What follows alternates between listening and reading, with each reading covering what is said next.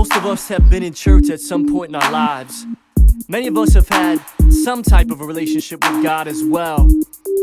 But it's so easy to get disconnected. Life gets rough, gets hard, circumstances come up, temptation comes up, and we fall off. On top of all that, maybe you went to church and you just thought the music, the preaching, the dress code, or just the environment, it really wasn't relevant to you. Maybe even some shady stuff happened at a church you went to, or someone you knew that claimed that they were a Christian did you wrong. All those things can kind of fuel the disconnection that we have from God, but yet, most of us will still say we believe in Him, and we're uncomfortable with being disconnected from Him, because we know we're not really living right, and we know that something is missing. But how do we fix that? How do we make it right? What does having a relationship with God really look like and really feel like? Well, if you've had those questions, I'm glad you're listening to this. I had those questions too. I wondered how I could authentically live for God and still be me. As you can see from this CD, I'm still being me, but using my gifts and talents for the Creator. I've come back home.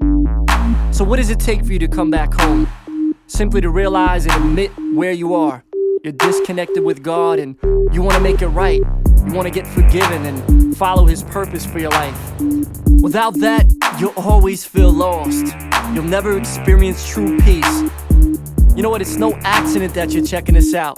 God is using this recording to once again call you back home to His family, His plan, His peace, His love. That's real talk. Home isn't just a spiritual place with your Creator. It's also a physical place where you can be in community with others that share the same faith. We can't do it alone. God wired us that we need each other. It's one of the main reasons that the church exists. The definition of the church is it's a group of people together on a mission. It's not just a place, but it's a place where people come together. They worship together, they build, get to know each other, they listen to teaching together. They just have some great fellowship.